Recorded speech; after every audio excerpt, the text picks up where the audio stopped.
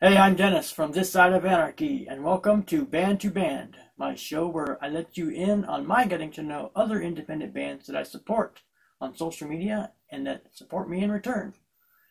And we get to know each other a little better by answering 5 questions each. Please hit the subscribe button if you're on YouTube or listening on podcast so you can keep up to date and enjoy this episode. Welcome to this episode of my show Band. It's been about a month since the last episode. Time sure flies. It doesn't seem like it. It just seems like it's been forever. But today we're here with 2 members of DemonScar. Thanks a lot for doing this, guys. Really appreciate it. No problem. Anytime, man. Thanks for having us. All right. Introduce yourselves to everybody and what instruments you play, what made you start in music, what kind of other bands you've been in. Maybe something about meds and how you guys got together and how you came up with the name. Just general stock questions. Well, I'm Nizza. That was influenced by the Wu-Tang Clan. So about 25 years ago, when Wu-Tang Clan came out, I was obsessed with them, and I thought there was a RZA and a Jizza, so there had to be a Nizza. So, I would go out with my friends, and I would try to freestyle and be ridiculous, and I wasn't good at it, but I was like, yeah, I'm the Nizza. So that's how that came about. And I play bass and I sing, and I know Meds. Meds is like a lifetime long friend from, back in the day. We were in our first metal band together, which was Tangent. And then life got in the way. We played like, a year and a half. And then life got in the way. And we started doing other stuff, other bands, venturing. And then 17 years later, we got back together and we formed DemonScar. And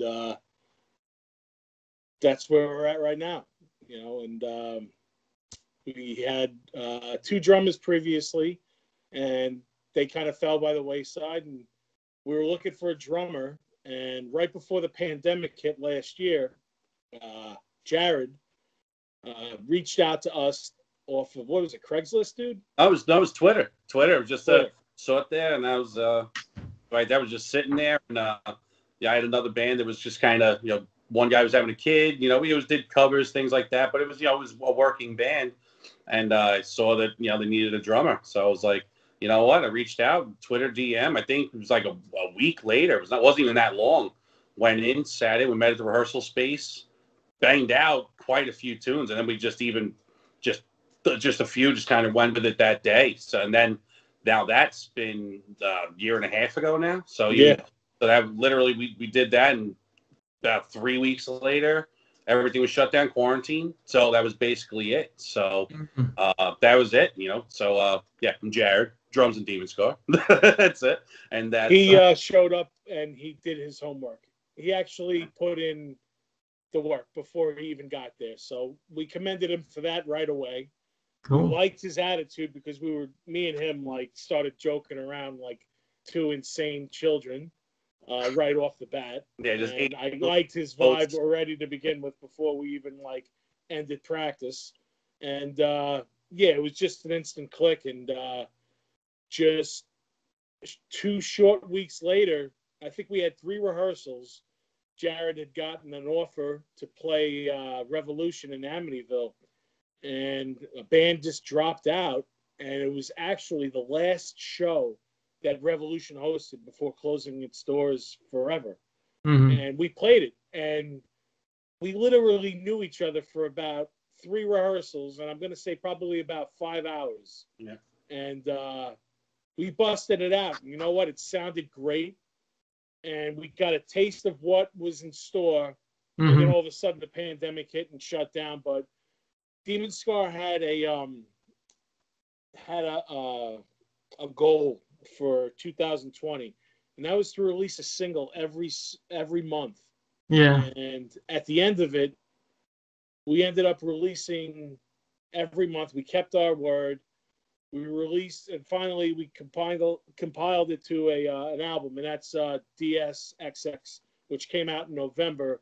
And You know, is just, I feel like the new ingredient with Jared bringing our songs to where they had to be, it was fate. That's how we met, and it's just how things work out, man. It's Yeah. you got to be in the right place at the right time or whatever, and I feel like that was it was meant to happen. So The fairy tale. yeah, absolutely. Yeah, there's a lot of bands like that. They were around for a while and then they took a break for like 10, 15, 17 years and then 20 years and then they're coming back. It's just Yeah, like, you know what? Like that's what happened with us. Like I said, me and Meds were kids, man, when we started Tangent. We played 2 years. He went off and did some other stuff, and I did too. I played in this band Hollow and Death Proof, and I got my bass playing. I kept on doing that, and originally I was just a singer, and I started playing bass, and that was like over 20 years ago. And then, like I said, 2017, me and him were on a train. At that time, I was in no band, and neither was Meds. I just had a kid. My kid was 2 years old. right. Meds, I believe his girlfriend was pregnant with his first child, and we were going to see Iron Maiden. And I had writer's block for about a year and a half. So I had some lyrics that I had written down, and I was like, yo, dude, here you go. I wrote this. Whatever. I wasn't thinking anything of it. And I guess something clicked in his head. And the next day, he sent me like a video, like a 15, 20-second video. Now, remember this, though. Like, it's very key to, like, DemonScar because this is how we write all our tunes now, basically. He'll send me, like, a 15, 30-second video of him riffing. And basically, I'll put something to that. And he did that. And he sent me this. And he's like, yo, you think your lyrics would go with this? And I'm like, I don't know. Let's check it out. Basically, that was our first single, Pray on the Prey. And that summer of 2017, we wrote our first EP basically through text messaging, just me and him. And then we recorded the EP and we put it out and got to a point where, like, dude, this stuff is good, man. We got to start like trying to play out now. And that's where it's been, like the last, it's going on almost 4 years, but it was great, Yeah. It needed to happen. Yeah, I was kind of the opposite. I was going on for like 20 years with various bands and stuff, and then like 99 happened and we were just, everything was getting rusty and the same crap, playing parties and getting shut down and the old standard BS. We just got sick of it. And then I just had my second kid and my wife needed me home. Needed me home more. So that's kind of when we all hit the fan, and I was just kind of like, I wanted to broaden my horizons and stuff. So I kind of quit for a few years and then learned got a digital piano and kind of mess around with the computer and the piano and stuff. And then I did a various genres album as I called it Gramps Doc because they called me Gramps. And that was one of my nicknames, and my other name was Doc because my initials are DR. I would always initial the things DR. It's like, hey, DR, Doc. So I put them together, and I put that out in like 2013, I think. No, 2010. Yeah, it took me like 10 years, just on and off, just writing different things. I mean, it's got classical pieces, a harpsichord piece, some synth pieces, and punk pieces, and rock pieces, and it's just doing. And then that's pretty cool, man. And then slowly, as I got back into more writing, it just ended up being on full on punk. It's just like, well, I'm Going back to your roots. So that it just started coming out, Right. I've got like 4 or 5 songs that are non-punk right now that are kind of on the back burner and kind of there that I'm gonna release too. And I didn't like the Gramps Doc name anymore because it was just kind of too confusing. So that stuff I'm releasing under Today's Nightmare. I kind of changed the name to that, but Right. but Flip the script, man. You know, yeah, keep them on their I toes. got like a total blues piece and doing like a whole lead. It's all just lead, kind of like Jeff Beckish and stuff, whatever. Right. So doing that, but Well, that's really where rock comes from, right? The blues. oh yeah. So you can ask your first question. Um. My Well, influences. you know what? Honestly, I think you answered kind of one of them. As far as like your biggest influences. I mean, you did say something like about Jeff Beck. That's in there, but you know, Well, yeah, what are but your biggest see, influences, man? it's the influences. I kind of have three stages. I've kind of gone into three stages. At the beginning, it was like Bachman Tuner Overdrive, AC/DC, Rush, Ted Nugent, REO Speedwagon, Styx, Kansas, Boston, Deep Purple, Led Zeppelin, all that kind of stuff. And then after that stage, I kind of got into more Black Sabbath, Butcher Cult, Metallica, Anthrax, SOD, metalish kind of thing. Getting heavy. And then getting heavier. And then, early 82, 83, 84 is when I really started to get into punk. And, Circle Jerks, Black Flag, Adolescence, Minor Threat, SNFU, No Means No, Dead Kennedys, Ramones, Exploited, GBH, Discharge, and I mean, I've had thousands of influence. I mean, it's like I could go on for like days just for bands. I can tell you're well versed, man. Just the way you were talking about, like, you know, your previous releases and stuff, and how you're in different genres. So, yeah, man, you really can't pinpoint like your major influence. It has to be a mixture of stuff. You know, Yeah, that's kind of yeah, like with us too. We have like yeah. we're influenced by so many Yeah. different things, and Mm-hmm. music is that way, man. It's a mood. So like whether Right, what you're in the mood for. right, It, definitely. it, exactly, but especially like if you're a fan of music, like I work with people and they listen like they say they just listen to dance music. Like they hear me next, like they listen to Slayer and then the Monkees right after, and they think I'm nuts. I'm like, no, this is normal to me. Like Yeah, this is how yeah, it works. yeah, Absolutely, man. Yeah. People definitely. ask me, that's funny that Jared just mentioned Slayer. Like when they ask me, who have you seen live? And it's like, I've seen everyone from Sinatra to Slayer and in between. So Mm-hmm. it's just like, think about that, Sinatra to Slayer. So it's kind of Right, like, Mhm. right, what is this guy talking about? But that's basically it. Hip hop, country, old school country. I don't really like dig on that new stuff. you're right. But Johnny Cash. dude, Johnny Cash, George Jones, Oh yeah, Willie Nelson, oh yeah, like that stuff is just yeah. great. And like, uh, I wish that Rick Rubin could have worked with some of these guys like how he did with Johnny Cash, because I feel like Johnny Cash didn't really need a great producer because that dude just had it. Like Yeah, he could bring it out or whatever.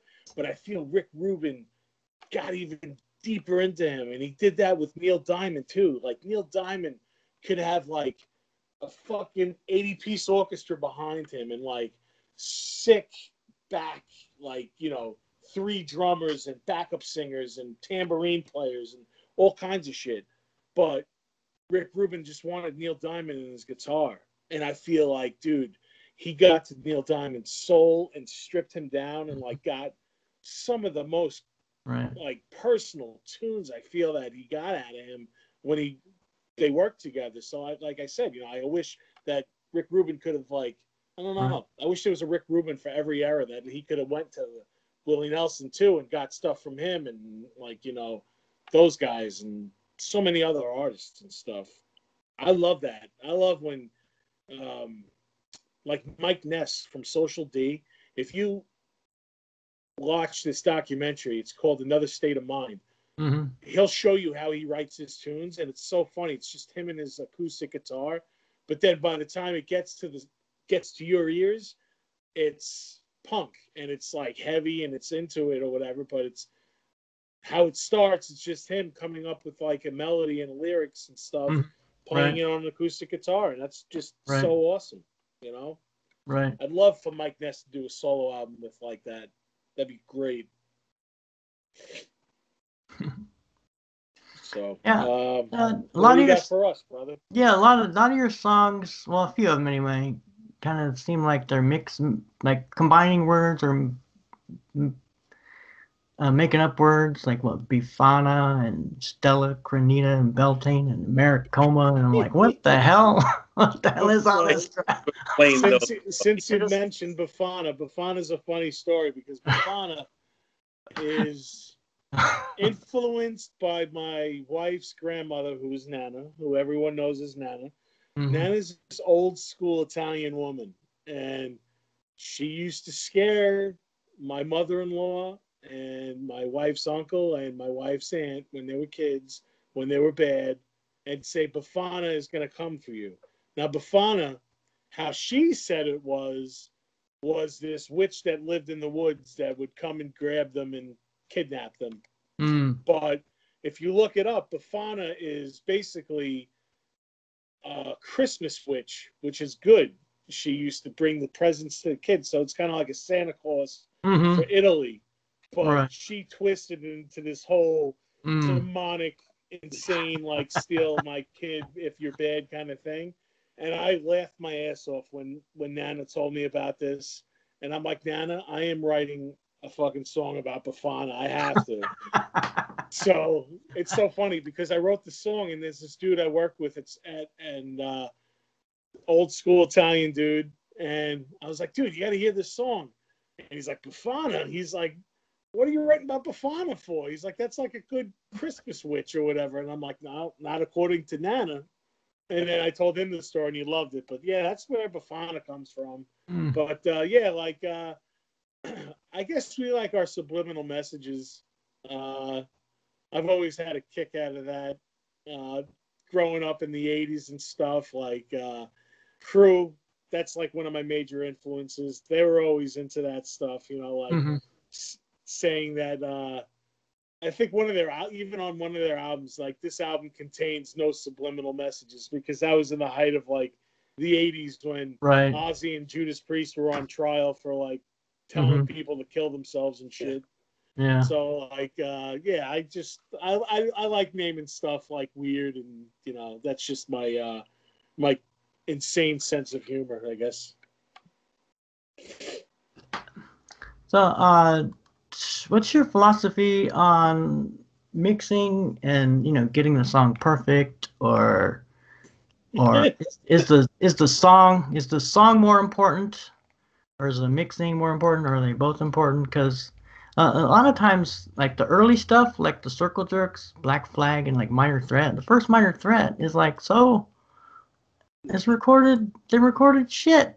Yeah, It's like a boombox in the room, and they're like you can hardly hear anything, but it's the songs that kick you feel, brother. ass. Yeah, I think and it's like who I mean, people. What I don't know. It really pissed me off when I heard that Metallica took like 9 months to write like the Black Album or something. They're sitting there. I'm like, who the fuck is sitting in the recording studio for 9 fucking months?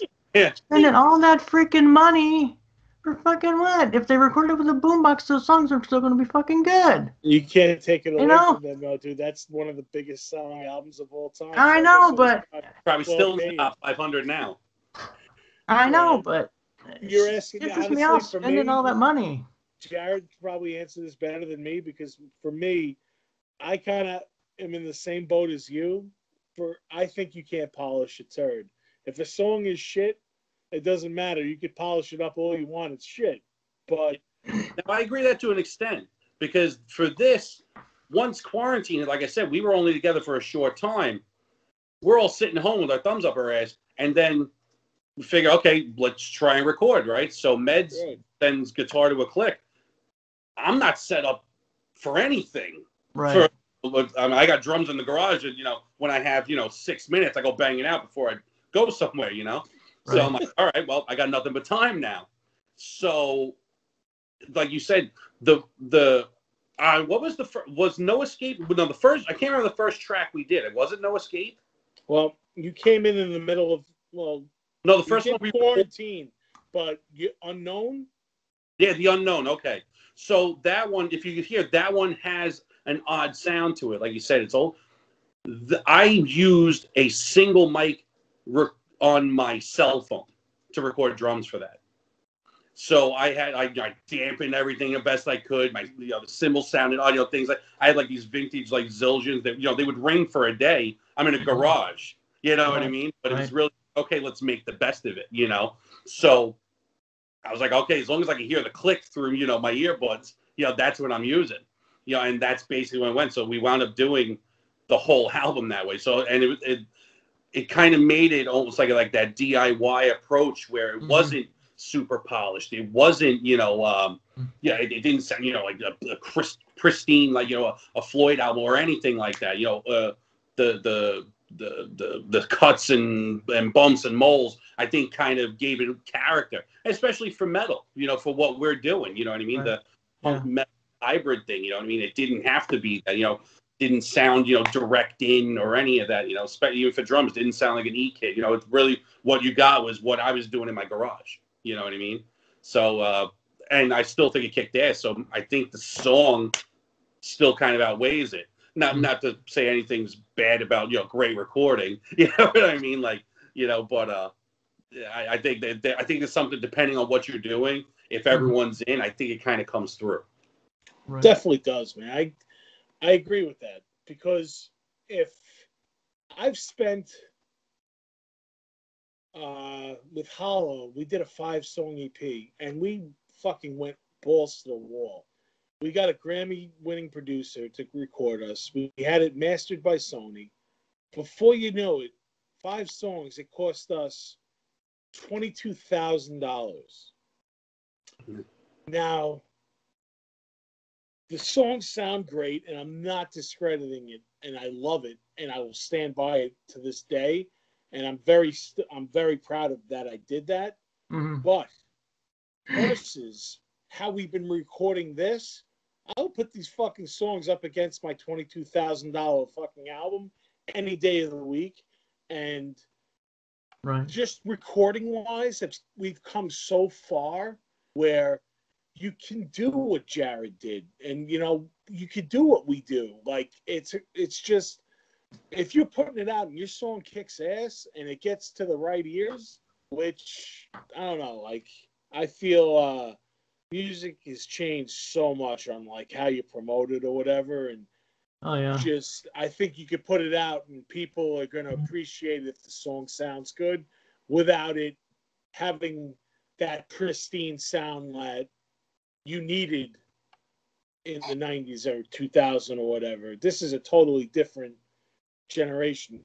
Just like look at these rap guys that are growing, they're recording in their rooms off of a cell phone, and then you look at them on Spotify and they have millions of viewers and millions of like listeners and spins and shit. It's just, you don't have to throw your life savings times 20 into it.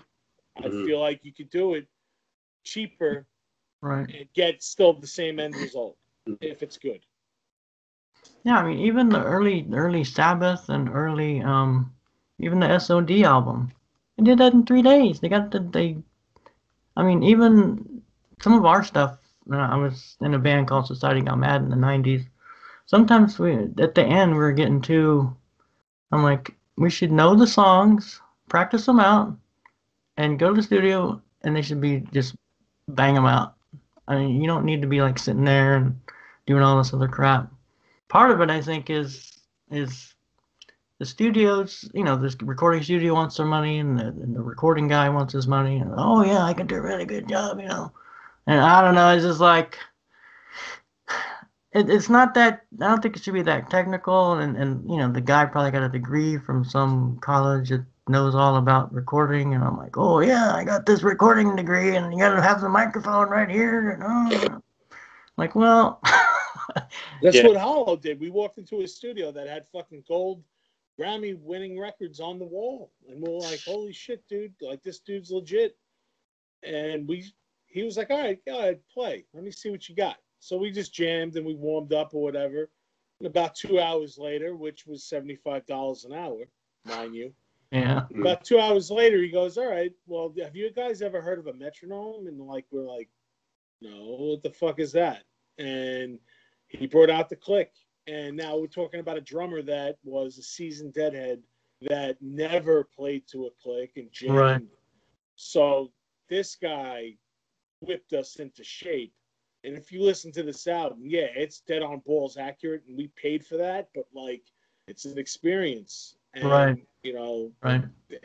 experience stuff comes with a price tag, I feel. So I don't know. I'm into this like do it yourself, like Jared was saying. I like how we're doing it now, and we're in total control about it, because music industry has definitely changed with that stuff. Yeah, I mean, I'm doing mine in my living room on my computer. That's it. Yeah. You got to see our sound booth when I'm doing my vocals. It's hysterical, but I'm not going to give all the the secrets away in the lab.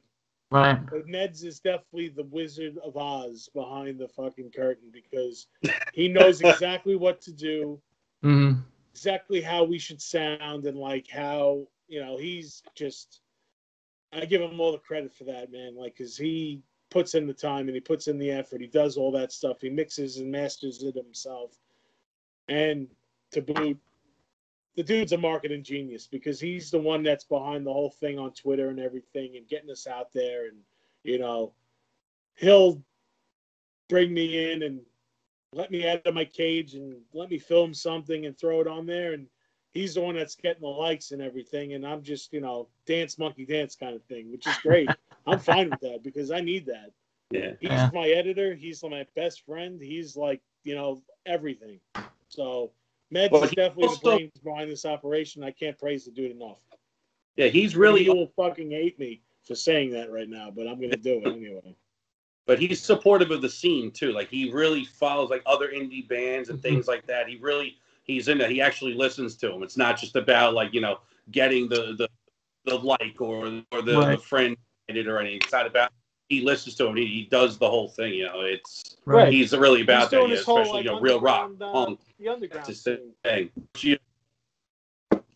He has that whole underground scene that he started, and it's just like 20, 25 bands that are on Twitter right now, and it's like we promote our own stuff, and he kind of built like a little machine. It's almost like a virtual Sunset Strip, if you will, like back in the 80s. Right. Which is cool as hell, dude, because you know what? If you, like, look at it, when you're playing gigs and shit, no one gives a shit about you, man. They'll come out, they'll play. They just want to get paid, and they just want to leave. They don't care about you. They don't care about the band that was on before you. Like, they're just into their own shit. But you know what? Like, Meds kind of like brought this camaraderie around, and like, we're promoting each other's stuff. We're collaborating on stuff. We're releasing stuff together, and it's like, this is cool, man. Like, that's a cool idea, and it's gaining some traction on the internet, man. Like, I'm talking to people that I don't think I've ever would, think that I would be in contact with, because like, I don't think like I would like, yeah, I can like a band and stuff, but like, but to actually get to know them, like find out about them and stuff, and like, share, and it's pretty cool. So had an hour-long conversation on Twitter with a guy about Faith No More a couple of days ago. That's just great. Going back and forth, different, talking about different Mike Patton stuff, things like that. Right. That whole community, it's there. Which, by the way, if you talk about Mike Patton, I can't praise enough, and I think we collectively agree upon this. The new Mr. Bungle was the best album of 2020, like without a doubt. And that's something from 1983, I think, right? He like wrote that, and now he revamped it with new musicians and stuff. Oh man, I listened to that. I still listen to it. Like when it first came out, Meds was the one that was like, dude, you got to hear Mr. Bungle. And I'm like, they released an album? Like, what the fuck is going on? Like, really? I haven't heard about them in years. And then I heard it, and I instantly like got hooked, and went on that Mr. Bungle thing. And I just can't wait for this shit, this pandemic, or whatever, it's going on. I want it to go away so we can Yeah. get back to like doing shit the right way, playing right gigs, going to see the bands that we love. This sucks. Absolutely does suck, but you got to make the best of it. And Yeah. I feel DemonScar definitely made the best of the pandemic in the best possible way, and that was creating great new music, finding the missing ingredient that we needed as far as a drummer, and just Meds building that whole community within. So, yeah, it's definitely a good thing. So, Cool. back to the questions. Jared, you want to shoot off a question we have for Dennis? Yeah, I would say, who do you think is going to be a band that's going to carry a flag going forward, whether it's rock, punk, metal? Like, what band do you think has that now that we might be talking about down the road? The only one I could think of is like Megadeth. I think Mustaine is kind of really getting things going. Mm-hmm. Meds will love you, brother. He loves Mustaine. Yeah, but I do too. I mean, I like Mustaine, but I've never really been a big Megadeth fan. He'll probably hate that, but I don't know. It's just. I don't know if I hate it. I'd explain it, brother. Like I'm all ears. I want to hear what you got to say about that because Yeah, I mean, I feel Mustaine is Megadeth. Yeah. I mean, some people say Lamb of God. Lamb of God, like being like the next, they're Pantera, Right. Carrying the flag that way. Right. For me, it's not even like a band. I think it's one guy, and he's doing it great, and I love him so much. And it's Dave Grohl, because Dave Grohl, first of all, came from one of the biggest bands. Whether you like them, hate them, or whatever, Right. You can't take away from what the influence that they did. So then he got behind, out from that cage that he was in with the drums, and took this next band that he was in even further than the other band. I mean, I'm not going to say Foo Fighters eclipsed Nirvana because, that's a totally two different beasts or whatever, but he got them to play stadiums. He got them on the big level. And now, like, he just looks like he loves it. And I love that about him. And, like, this new tune that he did with Mick Jagger, dude, I fucking can't stop listening to it. It's so good. Like, it's so good. It's like punk. It's like that sleazy, stonesy, like the good Stones that we love. Like, I can't even think of the last time I heard a Stones song like this that came out. Like, I don't know, man. I give my kudos to Mick to Dave Grohl. I love Dave Grohl and what he's doing, man. I think he's cool as hell. It's not got to his head, and he's doing it right, man. And, there's going to be haters out there. I know that. But that's my guy that I look and I'm like, that's cool, man. Because Dave Grohl changes it up. He switches it up. He does what he's got to do. And, yeah, I give him the flag, man. Like, bring it back. Bring rock back and let Dave Grohl front us there, Yeah, definitely. Good choice.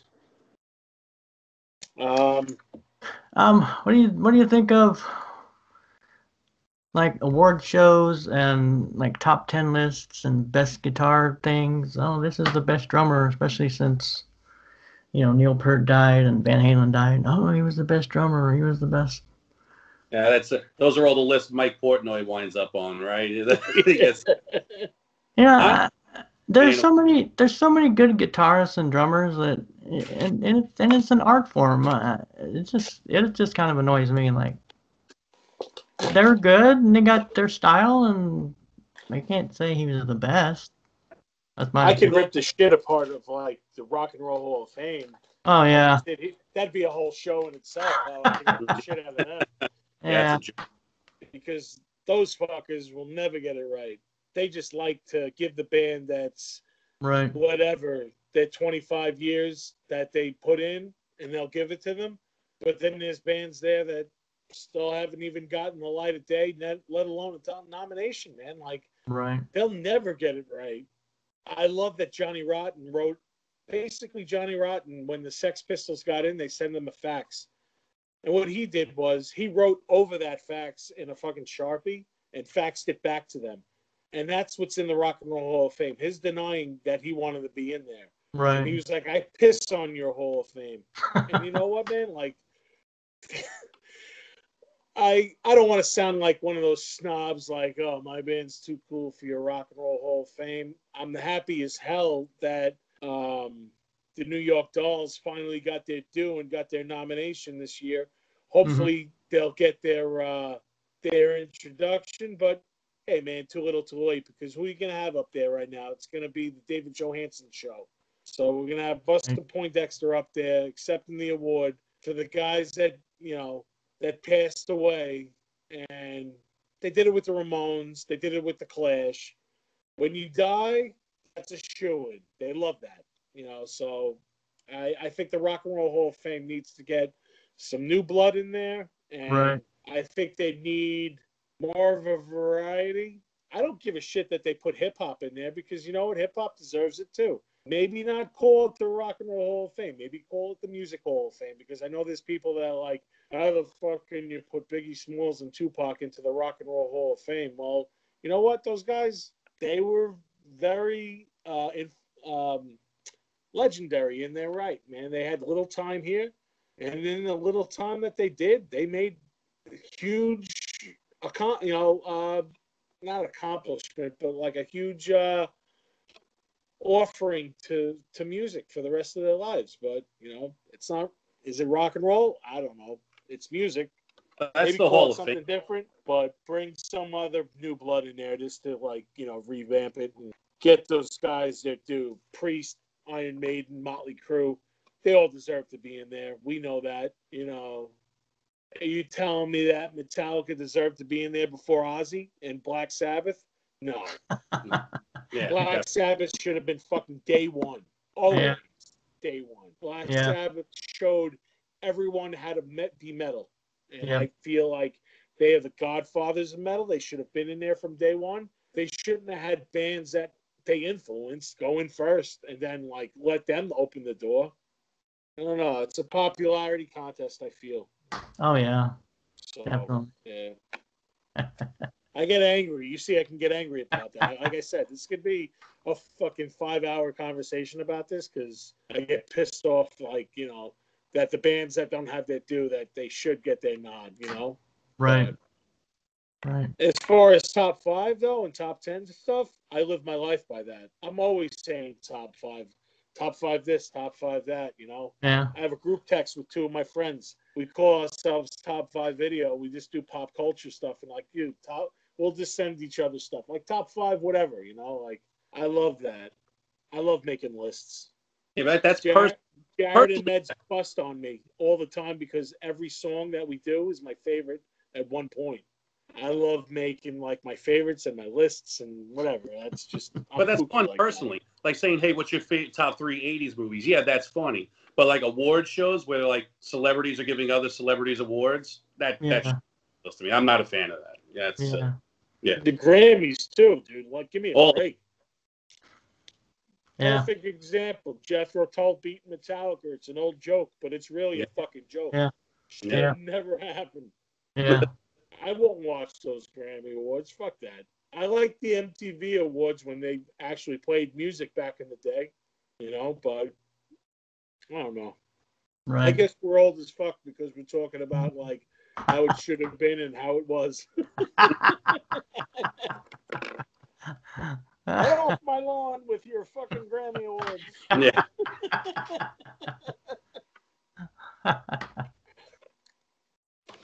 All right, Dennis. So, what is your ultimate show lineup? Now, I want you to name 3 bands or musician from any genre to make your ultimate concert. Remember, this is the Dennis Fest, so it could be anyone you want, bro. That was a hard one. I just came up with Circle Jerks, Minor Threat, and You Exploited. That's sick. That's I would great. love that. Yeah. Yeah. Where would you want that? Where would you want to see that? My living room. Play personally for me. During a pandemic, they could fucking virtually like show it to me. I would be under a bridge somewhere, just in a parking lot under a bridge. It'd be perfect. Right, exactly. Like in the fucking Well, it would have to be just a small club, like 1,000 man. club. I mean, that's where I saw Metallica in the '80s before they made it big. I mean, it was freaking awesome. You're West Coast. You've always been West Coast? No, I'm well. I was born east. I was born in Ohio. I was born in Ohio. That's dope. That's cool. But I spent 18 years there, and I've been here 34. So that's cool, man. I'm West Coast. I'm West Coast now. My band MFU, man, like the guitarist was from Ohio. I've been there. I've been there with my band MFU back in the day. I've been there with my band Hollow. Ohio had a cool little strip over there by the university. Yeah, Ohio State University. Yeah, I was in a metal band and we played there. There was a place, something basement. I forget the name of it. Cool as hell, man. It was a punk bar. But I forget the fucking name of the place, man. It was so cool though. I don't know. There's a place called Stash. There's a lot of punk bands played.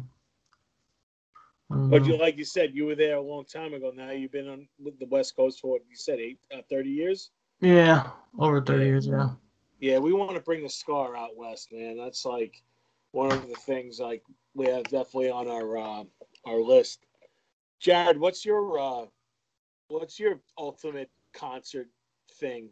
Oh man, it's like that could change daily. You know what I mean? That could be like a grunge list one day, the next day. Like, well, as of 7:48 right now on Saturday night. I put it this: I was listening to Janet Jackson all morning, so I mean, I don't know. I'm this perfect example why I love this guy. Yeah, because you'll fucking say shit like this, and I'm like, dude, I'm a nasty girl too, bro. I love Janet Jackson. Seriously, that's it. I mean, right now, I'd probably, you know what? I'm gonna go with bands that like I've somehow kept missing. Like I've missed Faith No More. I never got, they had that big gap obviously, but then when they played and I didn't go to that show, that sucked. I was bummed for missing that. And I'd probably go Faith No More, maybe Tool, Deftones. So I just think those three would just probably get it all together for me. That's dope. That's cool. Yeah. I'm gonna go Ramones. I only saw them once. Nirvana, because I could have saw them, but I got suspended from school, and my parents told me that I couldn't go. And I had a ticket, and they played the fucking sickest set ever. And it was about 6 months before Kurt died. So that's one of the shows I wish I would have went to, and I've always wanted to see them, and I didn't see them. Headlining would be Queen. Oh, yeah. It's a weird show, right. Queen, Nirvana, and the Ramones, but I feel like that's my show that I would get my second fill of the Ramones with the original lineup, of course, and get Nirvana and get Queen. Like, I wish I could have seen Queen back in the day, man. I love Queen, but I actually, it was a couple of years ago, I brought my daughter to a concert, that band Panic at the Disco, right? Yeah, so yeah. I do the dad thing. I'm like, I'm going to rough He does a sick version of and wound up surprising me. The kid could sing his ass off. He was great. Okay, he's probably I don't even know how old he is. But anyways, they did Bohemian Rhapsody.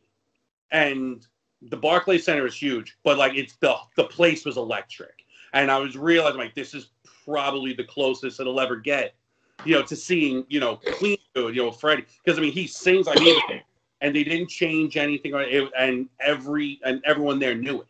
So it was awesome. I mean, I was definitely a surprise moment, like 'cause I didn't know they did that, So yeah, highlight, a cool dad moment. All right, going, and then that was huge though. But that made me think seeing Queen would have been because they had so many songs like that for me.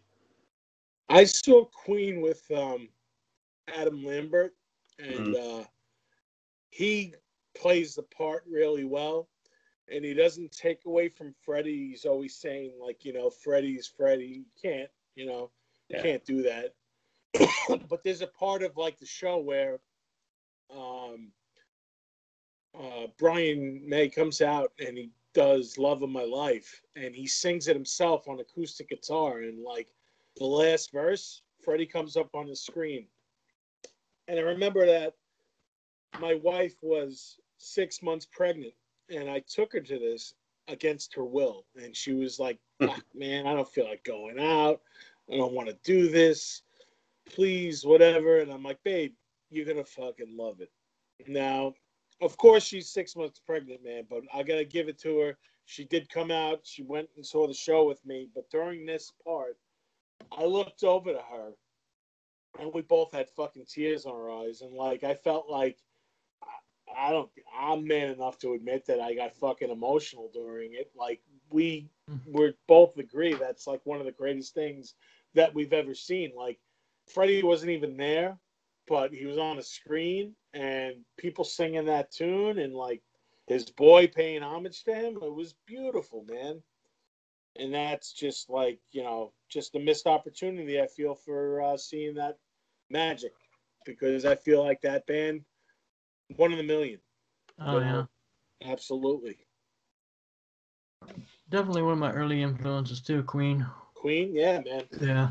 I mean, they have a lot of their commercial stuff, but a lot of this stuff, like when they first came out, was rocking, bro. Oh, yeah. That many people don't know about it. Oh, yeah. To, like, the song Queen the song Sheer Heart Attack. Kick-ass. Man, I love that song. Yeah, man, it's definitely freaking heavy rock. Big time. Definitely.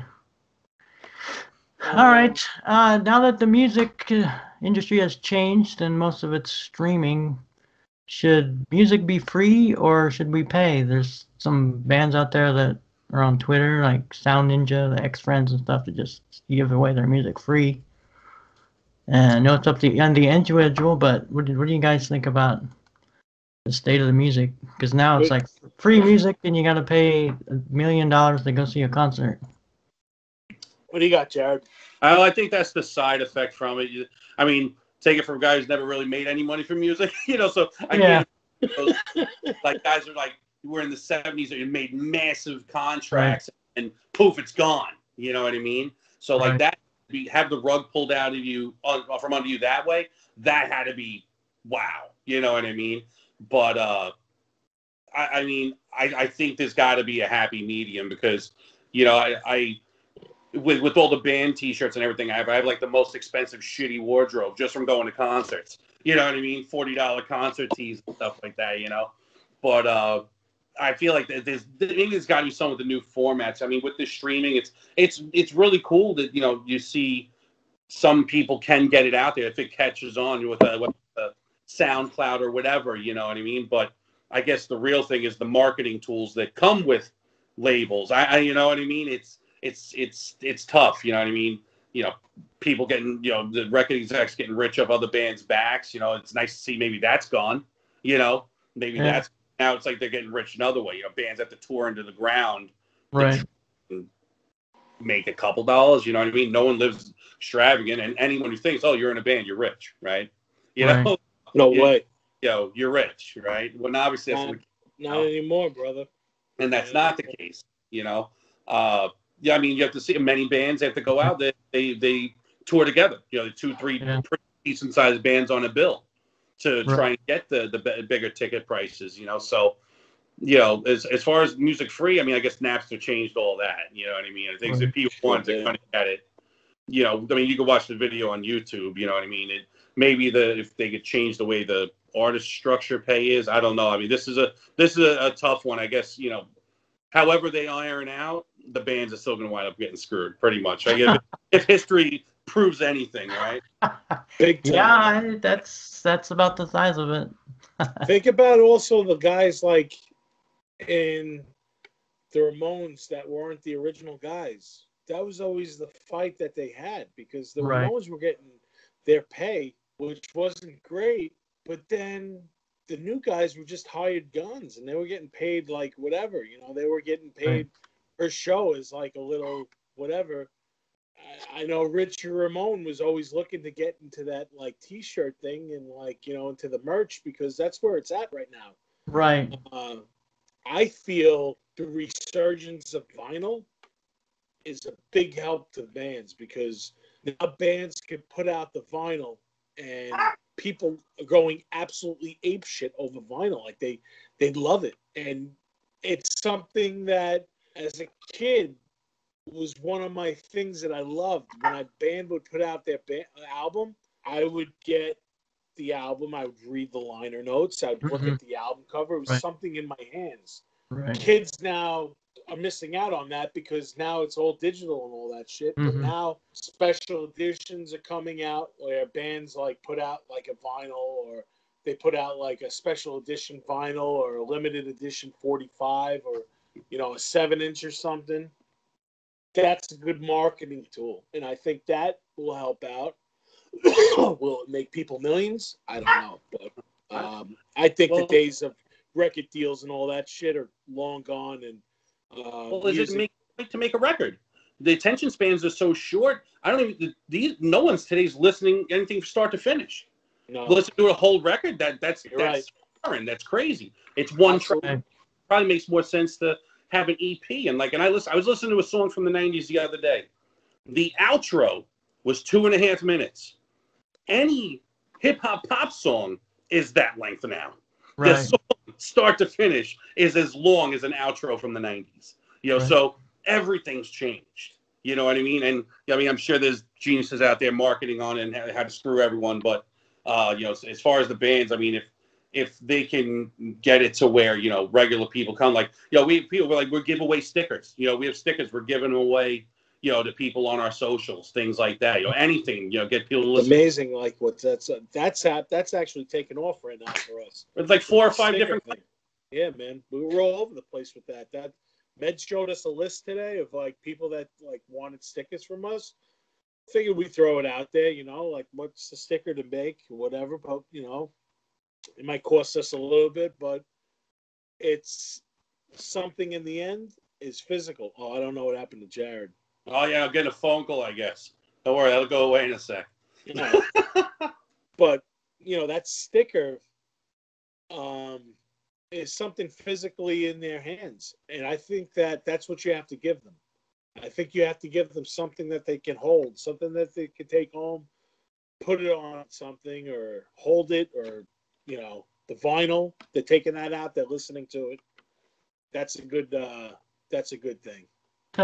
I didn't hear what was the deal with the stickers? Just you're asking people that wanted, or we printed our new album cover on a sticker, and we just put it out. If anybody wants a free sticker, DM us and we'll send it out to you. Oh, okay.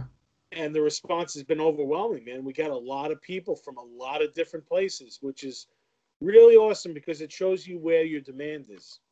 So like now. It might take us a month and a half to get all these fucking stickers out, but you know what? Like, at least we know where we're sending them, and we know where we're wanted. Good idea. Yeah, that's definitely good, man. Yeah. I know. I got a bunch of stickers. So back in the day, like I used to. I haven't really done it in the last couple of gigs, but like with Death Proof, and I feel like with Hollow. I used to take like about 50 stickers and I'd stick them in my back pocket. And after I play, I'm like a creature, bro. Like I'll just roam around, do some shots or whatever, drink at the bar. But then I would always hand someone a sticker, even if I gave it to them 3 times, because I don't remember who I gave it to. That was my thing. Like, oh, you dug us? Here you go, man. Here's a sticker. And I'd have them in my back pocket. Right. You know what? People remember that shit. Like I feel like, you know what? Oh, dude. Yeah, I did a shot with that guy, man. He was cool. I like that song. Man, maybe I'll look him up. You know what? Boom. A follow. That could lead to something, Right. I feel being like approachable like that, like that's how I am. So like I like doing that. Like I like the idea of giving out the free stuff. To an extent, of course, Right. But like you said, man, like Jared was saying, like making money like with this. If I break half of even when it's all said and done, Right. I'm good. Yeah, I mean, that's all I've ever done is pretty much break even at the most. Most of it's lose money, but that's all. I break always lose money. a win. Yeah. All Yeah, right. you're talking about the Ramones. That reminded me of another question. What about some of these bands, like the one that I kind of don't get? I think Grand Funk. I think they're still around, but there's like no original members. And I'm like, I mean, what? That's kind of rough. I mean, what? I mean, like either like Blue Oyster Cult's only got 2 members left, and you know they're getting old. And I'm like, It okay, depends. Like, I feel like but it's weird that the other guys in the band have been in there for 20 some odd years. like And the I'm like, newer members. yeah, the newer Yeah, members. man, They've absolutely. still been there 20 members. So if those guys die and they replace them, it's like it's Blue Oyster Cult, but then there's no original members. So how's that Blue Oyster Cult? But then I'm thinking like, Kiss. I know Kiss. Like, I well, know. all hands are off Kiss right now, but like, Kiss will fucking sell to the day they die and beyond that. Like, I heard a rumor, and this is always like Kiss rumors and shit, but Right. I've heard that Gene Simmons and Paul Stanley want to sell the rights to the Space Child and the Demon. So, like, when they can't play again, Kiss can continue on without them, which is fucking crazy because I feel like, all right, they're having enough trouble right now trying to sell out their venues. They're still doing it, but do you really think in the back of their heads, like, someone's going to say, fuck, man, I'm going to go see Kiss with no members, with just the likenesses of the I know. Catman and the fucking Space Ace, and, you know? Yeah, there's some bands out there that I don't think they should be going out touring under the name that they're under. Right. A lead singer, the main guitarist, yeah, okay, that's okay. Like, you could like make a different variation or whatever, but like this is going back. I don't care. I'll name drop it. I don't even give a shit. But like Bobby Blotzer from Rat was going out saying that he's Rat, just him, the drummer. Like, you know, no offense to Jared, but like, dude, you can't call yourself Rat when you have all new members. You calling yourself basically you're a Rat cover band. Maybe call it Bobby Blotz's Rat. Like, that's fine. You could do something like that, but this to actually try to say that you're Rat, like, nah, man. That's why, like, when they're gonna get a lot of shit for it, and I'm sure they are, but like Crew, when they retired back in 2015, they did that to protect their name just in case Vince Neil would go out and like, or I could say Vince Neil, but like I don't even know if Nicky would do it or Mick wouldn't do it. And I don't know Tommy, but I could see like maybe Vince Neil would go out and say like, hey, you know, like I'm Motley Crue with these other guys. Like, they protected their name, they did it right. Like, you can't tour without these original 4 guys.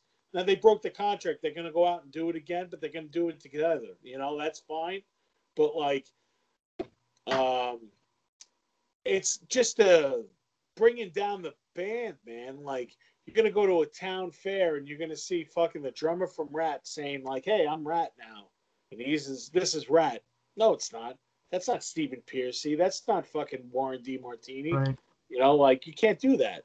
Well, the dude, like a lot of those '80s bands did that shit. Yeah, there was 2 Great Whites, and even the dude Clown from Slipknot. You know, they're all wearing masks, so that band could live on in at that aspect.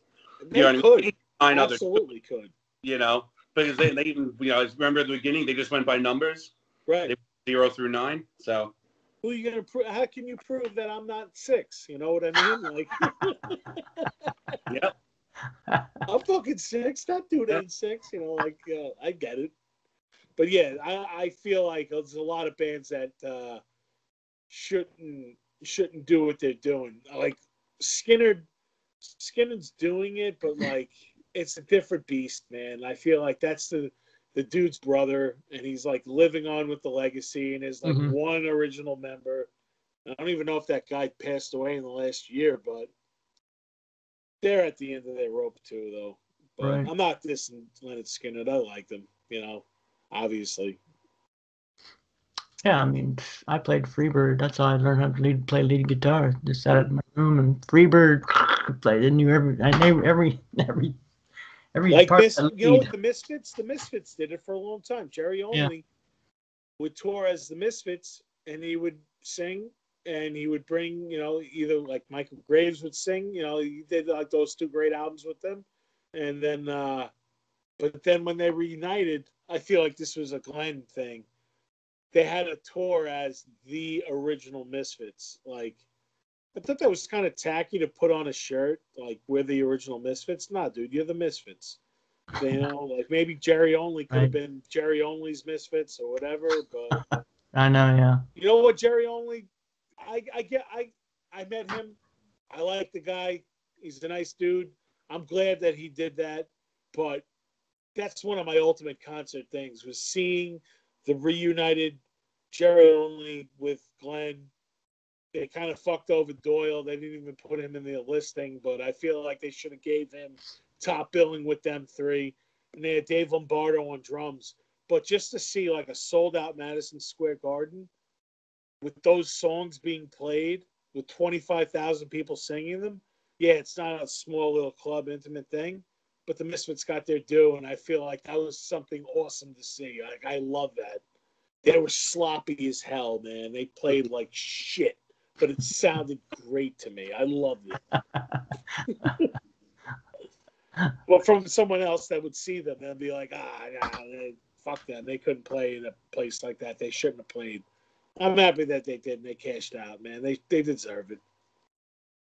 But that's the that's right. a Misfit. The Misfits could tour into that because I feel like they had the original members in there. So yeah. All right, is it your turn again? Yes. Who's up? What we got here? All right. So, what made you want to become a musician? Yeah, just from birth. My dad always had music, and I'd go around. They told me I had one of those play guitars and go around singing "Yeah, Yeah, Yeah" from the Beatles, Yeah. So yeah, it's just always been around music, and around 6th grade, I just started playing the saxophone first. Lord knows why, and then I gave that up. And then I'm like, I want to play guitar now, and they're like, No, you gave up the saxophone. You're not gonna play guitar. I guess I showed them 40 some odd years later, still playing guitar. Right. But yeah, I just love the music, and I'm sure part of it was like every little boy's, you wanted to get noticed and you wanted to get the girl, so. I gotta agree with you on that, brother. It definitely counts. I'm sure every young boy wanted, I want the girls, I want to be noticed, I want to get them. Funny you mentioned that, dude, because you know what? Like, one of my first things of seeing why I want to become a musician, well, it was my brother had shown me. I don't know if he should have showed me this at such a young age, but he also showed me Texas Chainsaw Massacre when I was like 7 years old. So like, that's just another whole discussion. But he showed me Motley Crue Uncensored. Now, Motley Crue Uncensored was this VHS that they put back out. It was between it was between Theater of Pain and Girls, Girls, Girls. And there's an interview that Vince Neil holds, and it's in the back of a limo, and he's sitting in a fucking hot tub in a limo with like three of these chicks going down the Sunset Strip, and it's just like, whoa, dude, that's like the coolest shit that I've ever seen. As a 7-year-old, obviously now in cancel society, like, maybe that's not so cool, but like, right. It's definitely what I saw like as a kid that was impressionable to me. Like, whoa, so maybe if I'm in a band that would happen to me. I don't know. Like, I just thought it was a cool rock and roll moment, but yeah, that's the whole thing. You get the girl. Yeah, I wish mine was cool like that, but I was my best friend, like my brother, he played drums in school, so he had a blue drum set with rototoms that he was learning to play. I mean, he's in 5th grade, so that would put me in like 3rd, and I was like, wow, that just looks cool as shit. You know what I mean? And then he kept playing, and then I guess it was like, so I joined school band or whatever. So it's like 5th, 6th, and 7th. I wound up getting kicked out of school band. So I didn't play drums again until I was like 19, 18, yeah, 18, 19. I ran into a girl that I played drums with in school at like a flower shop. Like we were both buying flowers for our girlfriends. And and I asked her if she still played drums type of thing. And she's like, yeah, she does. I was like, oh, cool. No, I don't, Then she's like, oh, but she's like, but she had an apartment. She's like, I'm moving. And she was going to sell her drums. So I actually just bought the drums from her. And so then it was the painstaking thing, like just self-teaching, So, it was, Right. Because I felt like I was older, I was 18, it should be better, And then I'm still listening. I'll be right back. 2 seconds. Yeah. So then I continued, that way, just kind of struggling on my own. And then funny story with her, like those same drums I found out were like very special from like her family and stuff like that. So I got another kit. I gave them back to her. Winds up moving like a year later. She didn't want to get rid of them, so I wound up holding them for her. So like these things kept going back and forth. This whole Black Mama kit, So it was cool. But yeah, as far as I was always like when I was younger, I was stuck on MTV. So and all the made all music look cool. Everyone looked cool. Oh yeah. Probably not bassists. Bassists never look cool. So, but why would they? Except make but all those videos made everyone else look cool. Yeah. Oh shit! I forgot to do something. Obviously, sorry, you want guys. to play. Bassists never look cool. Come on. I was able to twirl drumsticks before I could actually play beats. Put it that way. Yeah. I'm sitting there watching. Pretty sure probably Tommy Lee. They just everything twirled sticks. So I had that done before I could even play a beat on a kit. So. Well, yeah, that's the most important thing. Showmanship. Yeah. Not that I'm trying to disagree with Jared, but bassists never looking cool, dude. Sid Vicious didn't even have to plug in, bro, and he looked cool. Yeah, he's definitely my idol. That's the look I always go for. Man. He might have not lasted very long, but he left a legacy enough to be like, shit, man. Every punk should be wearing a lock around their neck and giving the angry face, or what do you call it? The stank face? The metal stank face, yeah. The metal stank face. So the metal stank face should come from possibly Sid Vicious's original punk fucking grill. Sorry, guys. I'm just making a little mixer right here. All right, Dennis, I got a question for you, actually. All right. Oh, yeah, all right. Well, Jared was originally going to ask this, but I'll ask it. But I'm going to beg to defer, and I'll keep my reasoning. I already know. We love each other. It's all good. Should bands interact or respond to online trolling? Like trolling, you mean? Dickheads. Commenting on shit. People just talk shit. People just to try and get a rise out of you. Internet tough guys, that type of shit. Right. Yeah.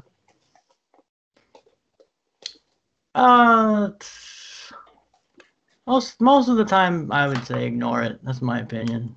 Just because they'll just go away if you kind of trying to respond, and they just kind of ends up rolling like a big rock, getting bigger and bigger. So I don't know. What do you think, Jared? Personally, especially as no one's gonna say it to your face. You know what I mean? So everyone gets tough online. We're all a bunch of smart asses, so I think we could do well with it. But I guess as far as being professionals, it's best not to. Mm-hmm. Now, there's the high road and everything. You know what I mean? Right. Yeah. I bet people come up to me go like I messed up a song or something like that. I'll hand him the sticks. I'm like, all right, man, next set's you, bitch. You know, I'm like, I don't care about that. You know, because what are they gonna do? I'm like, here you go, man. That's it. You start in 5 minutes. You know, and but like as far as online, it's probably taking the high road is the way to go.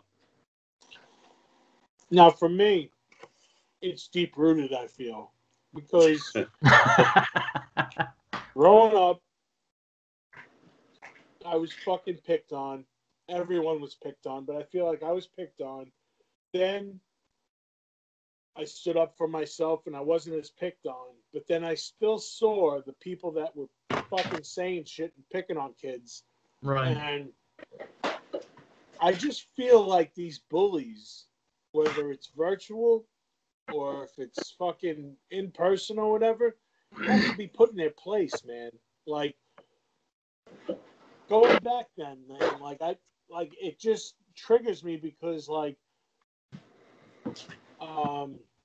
playing like high school football. I don't even know why I'm saying this. There's nothing to do with music, but like playing high school football, there was always that hazing bullshit going on. Right. And I would fucking tell kids like that were younger than us when it came to like my time on the varsity football team. I would protect them, and I would fight my jock asshole friends because they would pick on them because they were fucking bullies. And I was just like, dude, just leave these fucking kids alone. Right. I would tell them, like, get out of the locker room. These dicks are coming in. They're going to fuck with you or whatever. And I always have that in the back of my head. So, like, when I see someone fucking putting down something that I fucking love and that I would fucking, like, kill for, it just fucks with me, man. And I have to say something. Like, I want to take the high road and do the thing and, like, be the better person. But I'll fucking get down in the mud with you, dude. And I'll put you in your place, and I don't give a shit, man. Like, I fucking love my boys and my band, man, and I protect them. And even, like, playing a gig, if someone comes up to us and says some shit or whatever, most of the time I'll brush it off or whatever, but it does affect me, man. And, like, it ignites me. And, like, I feel like I have to engage where it might not be the most classy thing to do. Mm-hmm. But for me, I'm putting this asshole in his place, even though he could be a piece of shit that no one cares about, and he just finds his fucking strength going on the internet and, like, you know, poking fun because he doesn't have the guts to go out in society or whatever. But don't put my shit down, man, and don't put my friends down. Right. That's just me. Not. There's it off. I get carried because I mean, honestly, I think the people that are even online going to it, they're not the the high school peakers or anything. I don't even know who actually has the time to go online just to make negative reviews or whatever the fuck they do. I don't even think it's the high school bully, dude. I think it's the people that were bullied that are doing it. But that's the majority of it. For them. I mean, but I brush all that shit off because it's. I mean, as far as I actually get a rise out of it. People like break balls. We had a thing on our TikTok, and we're talking like a 10-second video, and someone said something about like a tempo or some shit. I'm like, it's a cell phone video it's like 9 seconds long. What the fuck is no tempo? Like, everything we got to fucking 4 beats. What do you mean? He's right, man. I should go that way, but I just have something right hilarious. Up here, man, that just doesn't go there. This guy doesn't know shit about fuck. It's hilarious. I work at this haunted house during like October or whatever, and for some reason, every season, and I've been doing it for about 6 years, there's always this little asshole that comes in with a big mouth and says fucking shit, either to me or to my coworkers, sometimes to me, being a big dude, and this little fucking dude walks in and he'll say something, not thinking that I won't say anything back because I'm not supposed to. Dude, I don't care if you fucking pay me the most amount of money in the world, I'm going to fucking say it back. There was this dude that walked in, like, he was literally, like, I don't even know, man, 5'2". I could have probably splattered him like a fucking bug on a wall. Which, it probably could have got to that, but it didn't. He walked in with, like, 3 of his friends, And he was like, holy shit, dude. He looked at me. He was like, holy shit, dude, how much do you weigh? And I was like, about 10 pounds less than your mother. Dude, the fucking friends went off. They laughed their fucking ass off. Like, this dude felt like a piece of shit that he was. And I felt the instant gratification. But you know what? Maybe I should have just let it go because I put myself out there. And maybe I shouldn't continue to fight that. But I don't know, man. Well, I'm in going to fight person's the a good lot fight. different. I said, fuck bullies.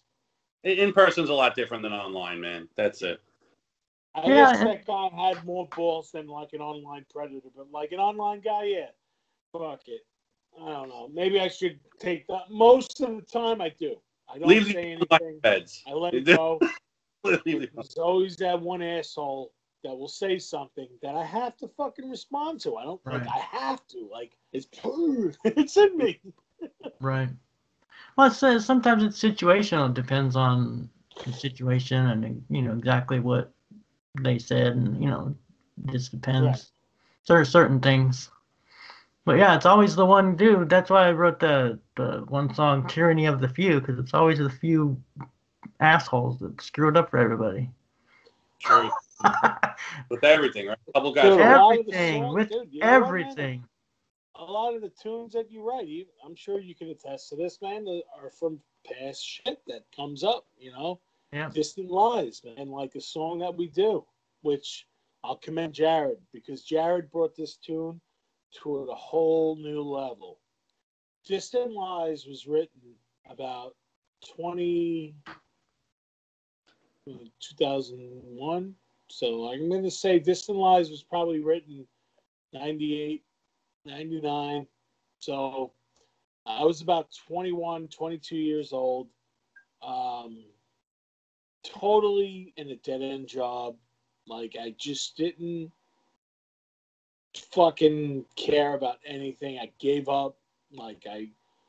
It's basically my fucking suicide note that I fucking put into lyrics that I held on to for a long time. And I played it in other bands, and it just never got to where I felt like it should be. Like, I was content with it, but like I just felt like it was just more. And then me and Meds were deciding on another song like that we should put on the Built to Crash EP. So it was just like, all right, Distant Lies, maybe we should try that. And Meds knew of it, never played on it, but like he knew of the song. So he was just like, all right, dude, but I don't want to like rip off of like the other stuff that you did. So I'm like, all right, well, maybe we'll add like a new ingredient to it or whatever. So he wrote like this little cool key part to it. So he put that to it. And then I laid down the vocals, but it was still missing something. And then he tapped into his girlfriend. He was like, yo, would you like to sing like backup to this? And she fucking nailed it. I saw her do it like 2 times, two goes arounds, and she did it. She put her vocals on it, and then we recorded it, and we released it, and it sounded great. But once we started playing with Jared added this another part to it towards the end, which is like a build-up, and I feel like the meat and potatoes of the tune get to that point, and like Jared just uplifted it with this like sick build up at the end, and like it just goes into this whole thing after the solo, and it's just brings the song to a whole new level, and it just made it to like where it's at right now. And I feel like that tune, I'm so happy that I didn't give up on it, man. And it's just one of the songs I love playing. I turned it into like a positive thing because, like, you know what, man, I survived those feelings and everything. I don't feel like that anymore. I want someone else to listen to it. I want someone else to to grasp this tune and be like, wow, this dude was in a fucking bad phase of his life or whatever, and like it could be a positive thing. So, yeah, that's just how I feel. Like, you know, like some of the personal tunes that you have, man, can go a long way. I thought that was about a breakup. Cool. Fucking Nah, A. man. That's it. No, it's definitely not. It's Yeah. about me, bro. That's my personal thing. Like I said, man, I'm 43 right now. I wrote that song when I was 21, and it stuck with me all these years. And I'm finally like content, like where it's at. Like I'm so psyched to play it out now. I love playing it, like, and just that part that Jared added to it with the, you know, the crescendo and everything. It's even different from the song that we recorded that's on Built to Crash. But I just like those tunes, man. Like you can reflect on that you wrote, be like, oh yeah, I know why I wrote that, man. I feel like for me, that's my most important most important tune that I ever did. Why we started talking about this, I have no idea. I went on a little rant. Sorry, boys. That ginger ale got you hot. That ginger ale got me. Absolutely. I think we have another couple of questions for Dennis. All right. You got him over there, Jared. Why don't you rattle off one of them? Yeah, you got them, man. Yeah? Yeah, because they're on my phone. I didn't write them down. You got this. Okay, I got one right here. So, will everyone be like being stuck inside lead to more people attending concerts? Do you feel like there's people right now that are like, I gotta get out? Like you know. Well, California's still really shut down big time, right? Yeah, Yeah. like what's going on over there? Because we got a nut for a governor, that's all. You have a governor right now that's like being like, I don't even know, like the pandemic is like the backstory, and like his like, I don't know, like flirting with women and like being like forward and shit. It's coming the fruit. Maybe like Borat 3 would come out of this. I don't even know. Uh-oh. Yeah, I'm getting a call. Hold on. Tell that motherfucker to go away. What do you think? I think there'll be a few. I mean, there's always a few, but I think most people are going to just stay home. They get used to it. And the government has this going on so long that people are just going to get used to it, and they're going to get bored, and they're just going to want to stay home and watch concerts online and just kick back and not have to go. DoorDash. Yeah. Have everything delivered to them. I mean, worse than 1984, the book, the movie. The movies. Everybody sit home. Oh, yeah, let everybody. Dude, I haven't seen that movie in a long time. I want to watch that again. That's a sick book. I remember that movie. That's good fun. Yeah. Great soundtrack. You don't think it's going to get people out and get, amped to maybe they're stuck at home? I mean, obviously there's going to be people that are scared, but then there's the people on the other side. You don't think they're going to get out and want to? I mean, there's going to be some, yeah. I mean, but I just don't think it's going to be a mass. It's not going to be a mass. Everybody going back out. That's my opinion. Well, all the venues are still shut there too, right? You guys aren't even partly open. Right. Even some of the biggest movie theaters just went out of business. Yeah. Cinerama Dome and some other, the ArcLight or something. It's just like that Dome. I feel like, dude, one of these fucking Hollywood bigwigs should fucking save that. I feel like that's like a landmark, dude. I know. Like, are you kidding me? Yeah. I thought Tarantino would be all over that shit. I'm shocked that he still don't own it. You know? Yeah. It's a shame. But the pandemic fucked up a lot of people, man. Yeah. Yeah. It only benefited DemonScar to release a great album. And then we recorded the whole damn thing at home, got it out, stuck with the one song a month, and did it. Yeah. Cool. We're still kind of like on that like little thing right now. Meds right now, he couldn't do the interview tonight, but like, he's got, obviously we all have life stuff going on right now, but, he has a newborn that just came. Congratulations to him. Like, we've already said it to him, but like, we're still doing like the once a month kind of thing, to a certain extent. We have a bunch of stuff on the horizon that's coming out right now, but we're doing a tribute to Sam Hain that's coming out in June. We did a November Fire, so that's pretty cool. And we have 2 other songs we kind of don't know what we're going to do with right now. Well, we had a few that have been that we've already done, and then we have a few that a couple songs that aren't even seen kind of DemonScar, like weird stuff starting to happen. So Right. those we got to decide. Right. Yeah, it's you got gonna any be new tunes coming out, Dennis?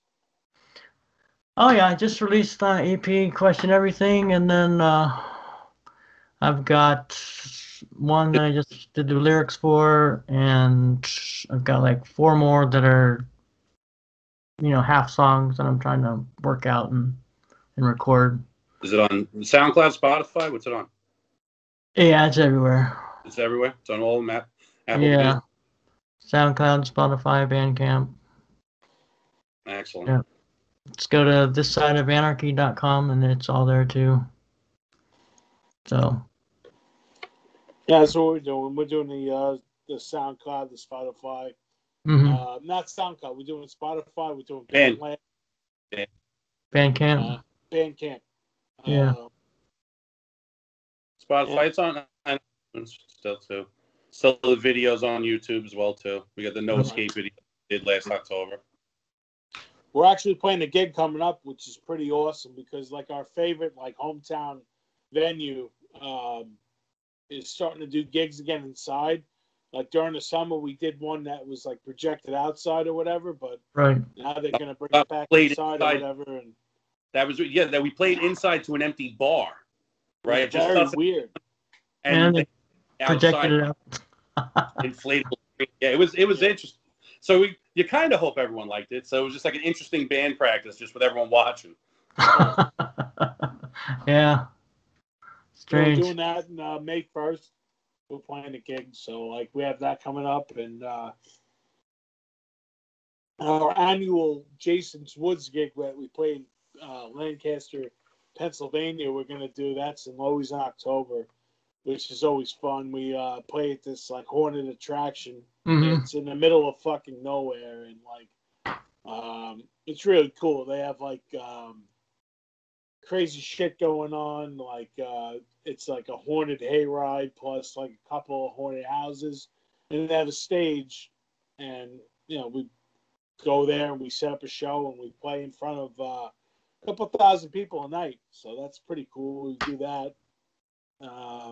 There's a few out-of-state show offers possibly we're looking to solidify too. Right, yeah, we're in this like little cool group called Horror Punks USA. Mm-hmm. They reviewed our tune that just came out called The Wraith, and they just offered us a gig back in July.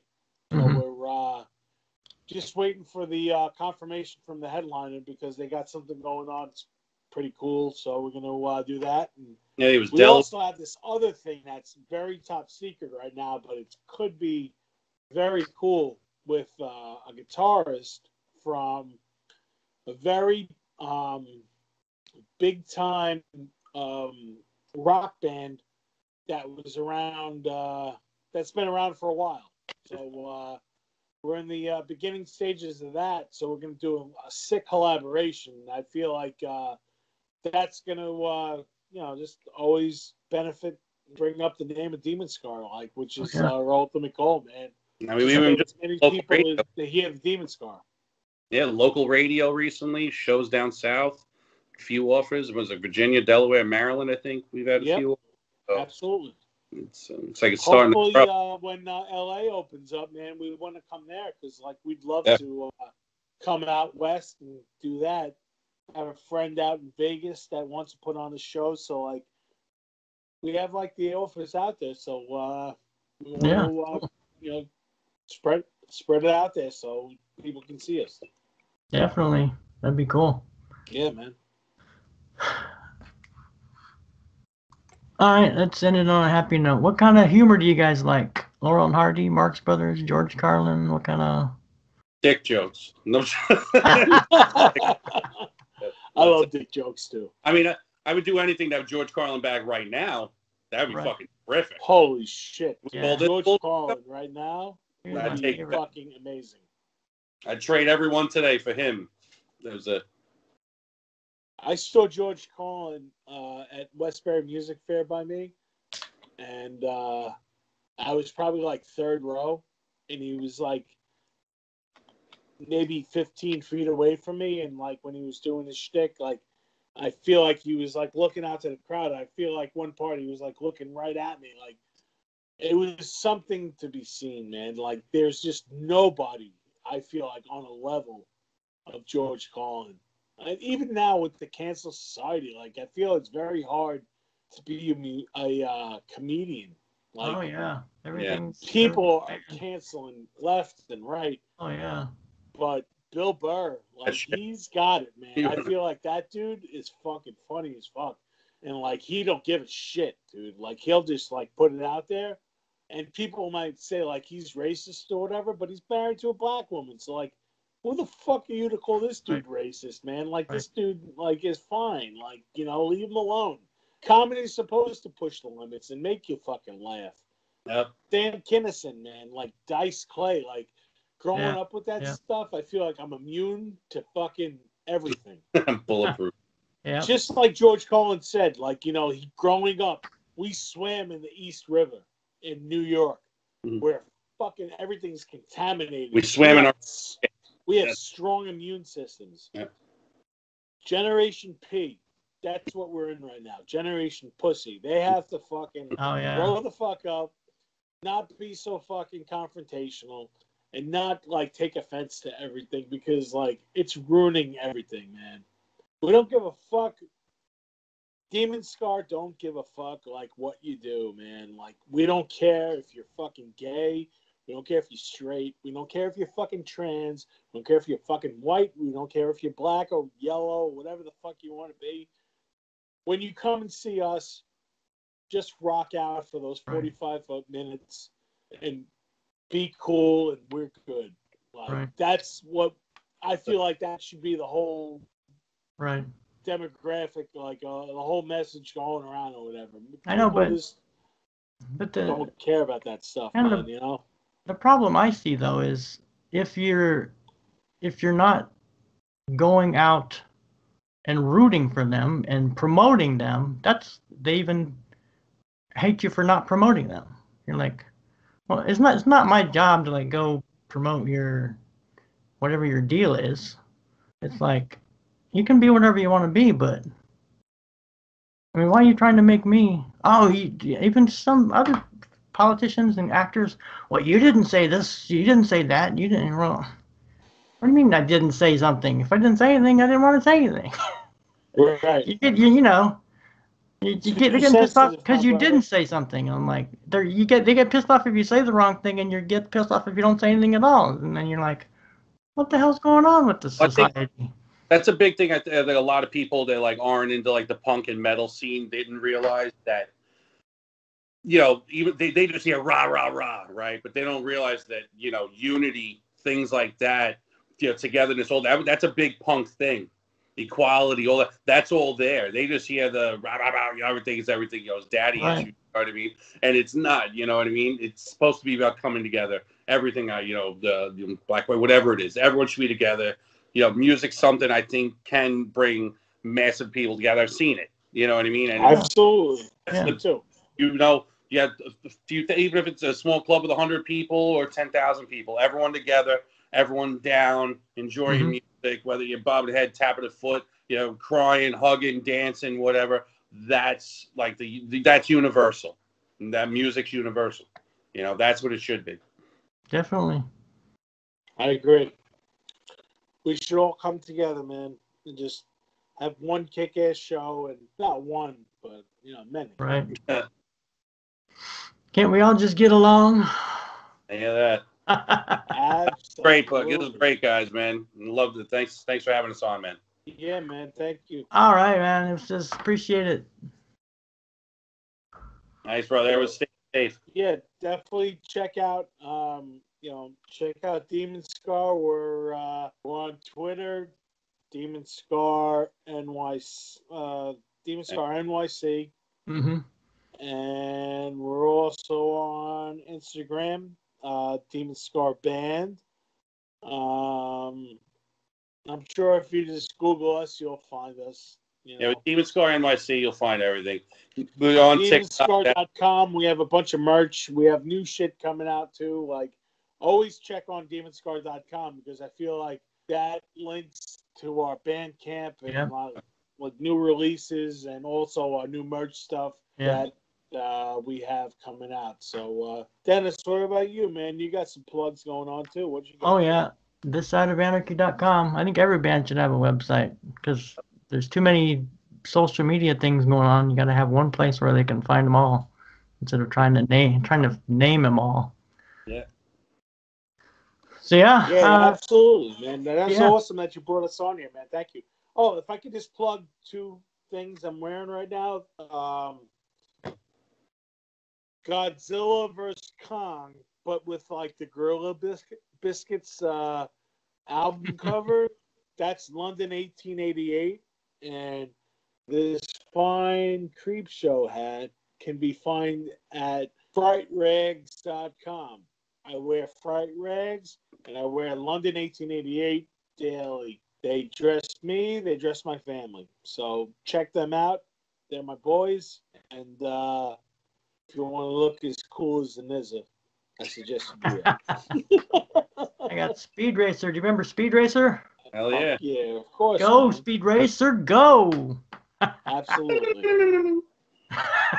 Except the movie, it's kind of weird. Oh yeah. But I got all the Speed TV, Racer, all the cartoons original on. shit, I love it. Oh yeah, I got the cartoons on DVD. I got the whole Cool. every episode. Jared, you want to plug anything? Yeah, so you already did all the DemonScar stuff, man. That's what we got going on. That's where all my energy is right now. Getting all the DemonScar stuff going, man. That was a test to make sure he's my brother. So that's a good answer. Yeah, that's it. I wish I had something else cool to say. I know. Me and him was supposed to go see La Bamba in the movies, but like we only got like last minute notice. But that came out. They re-releasing that movie in the next 2 days. So Richie, my mijo. That's one of our favorite movies of all time. We always joke about that, but it's not a joke. It's real life. We love La Bamba. Yeah. All right. I'm going to stop the recording now. So, All right, thanks, guys. thanks for being on. We should have stopped recording about 5 minutes ago.